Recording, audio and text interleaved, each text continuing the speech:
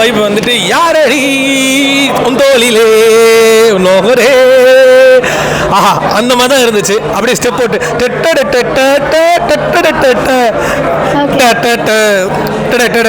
So அந்த மாதிரி வைப்பு வேற மாதிரி வைப்பு. சந்தோஷ் சார் எனக்கு கிளின்னு கிழிச்சிட்டாரு. அண்ட் முக்கியமாக அந்த சூர்யாவோட காதல், அது ஆக்ஷன் ஆகட்டும் சரி, என்ன ஆகட்டும் சரி, இஸ் ஆல்வேஸ் அ பாசிட்டிவ் காய். அண்ட் லைக் ஒரு மாதிரி பண்ணிட்டாங்க எல்லாம் சொல்லணும். அண்ட் முக்கியமாக டைரக்ஷன் நரேஷன் பிச்சுட்டாங்க. இப்போ அது இது ஆரம்பத்தில் ஒரு சீரியஸ் மாதிரி சூர்யா சார்னே எழுதி வச்சு அப்படியே ஒரு மாதிரி ரசிச்சு அந்த காதலும் சரி ஃபைட்டும் சரி, இப்போ வாங்கடே அப்படின்ற மாதிரி தூத்துக்குடிக்காரலாம் இப்போ வாங்கடே அப்படின்ற மாதிரி அவ்வளோ அந்த ஸ்லாங் ஆகட்டும் சரி, அதுதான் சூர்யா. முக்கியமாக வந்து ஒரு படத்தில் வந்து ஆக்ஷன், லவ், எமோஷன், ஒரு சிரிப்பு, இப்போ இந்த சிரிக்க வைக்கிறதா நம்ம சிரிக்க வைப்போம் இந்த இடத்துல.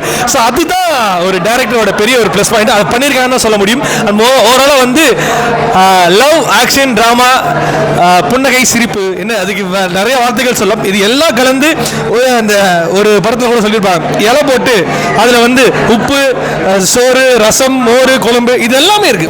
இது எல்லாமே கலந்து கொடுத்துருக்கு. எல்லா மசாலாவும் சேர்ந்து இந்த ஒரு படத்தை கொடுத்துருக்காங்களா சொல்லணும். சரி, உங்களுக்கு எந்த ஒரு சீன் வந்து செம்ம கூஸ்பம்ஸ் ஆச்சு? ஆக்சுவலி வந்து அந்த ஒரு நான் 30 பேரை அடிக்கிறேன்டா வாடா அப்படின்னு நிற்பார்ல, ஸோ அந்த இடத்துல வந்து நல்ல ஒரு கூஸ்பம்ஸாக இருந்துச்சு. ஆனால் அவர் ரொம்ப மெனக்கட்டிருக்காரு, எனக்கு நல்லாவே தெரியுது.